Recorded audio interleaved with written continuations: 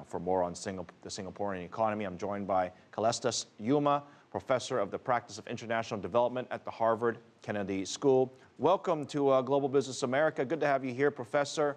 A lot of people, know of Singapore, but unless you've lived there, you don't realize how small it is. It's 5.5 million people. I mean, the area itself is not real big. So it's a surprise to a lot of people that they have as much power in the global economy as they do. How did they get there? Thank you so much for having me on the program. I think being small helps you to discover new things you couldn't otherwise discover. Singapore was able to find out very quickly that it didn't have natural resources, but it could build on its human assets. And therefore, right from the beginning, it focused on building up the capability of Singaporeans to become globally competitive. Yeah. And that also happens to be the strategy that really helps almost all other economies to industrialize and become players in the global economy. So Singapore's legacy and the legacy of Lee Kuan Yew looms really large because of that. And also, people don't realize that Lee Kuan Yew essentially came from had to fight off the forces of Malaysia essentially, and he still face that threat even today. As you talk to locals there, they say that's always a possibility in the future because they control the water and they control a lot of the resources because Singapore is so small. So how can such a small, tiny little country with really so few people when you compare it to its neighbors, how are they able to carve out this niche for themselves? I think they made some really fundamental discoveries right from the outset, which is to define themselves as a trading powerhouse. Right from the beginning, they created an airline, built a shipping line right from the beginning, and that made them basically start to invest in infrastructure, which is the foundation for economic development. If you like, it's the motherboard for all economic activities.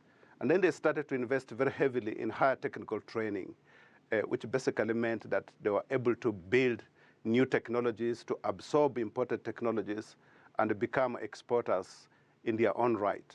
So the philosophy of basically building on a human talent, but also imparting on the population a sense of discipline and urgency, which was not found at that time in the early 60s in many other emerging economies. Some people say that you could take the Singaporean economy, assuming, let's say, there's no complaints and we like everything the way it is. Could you copy that, whether it's in Africa or South America or any developing country? Why wouldn't they follow that model?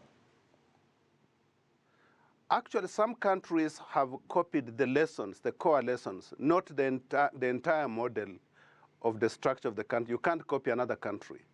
But the observation that upgrading the human resource capability of a country and imparting on them a certain work ethic and focusing on international trade, these are attributes that many countries have copied. In fact, when I think of China, there's a lot in the way China behaves today that in fact mirrors those lessons from Singapore. So I could think of China as a Singapore on steroids. I'm just thinking about that. There are some serious issues though, right? Because in Singapore, even the time when I was there and I talked to local folks there, there's a huge complaint, and that is the rich, very, very rich. The poor, still very poor. I'm talking about the gap. This is a problem, and it doesn't just affect Singapore, but it's surprising that a city so small has such a country-like problem. Yeah, I think inequalities of that kind are fairly common in rapidly expanding economies. That's not really unique to Singapore. Any economies that grow very rapidly, they also, because the institutions needed to spread prosperity, tend to evolve much more slowly than the capacity of the economy to grow. And that happened to Singapore. It's also happening to other countries as well. But at least for Singapore, what distinguishes it is that the economy under Lee Kuan Yew drove the politics rather than having the politics drive the economy.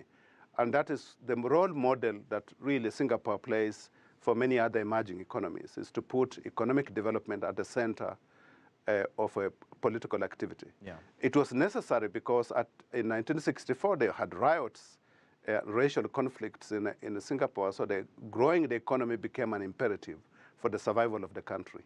Yeah, well, I guess that helps you become #1 in so many different areas. Professor Juma, we'll leave it there. Thank you very much for joining us from Harvard. Thank you.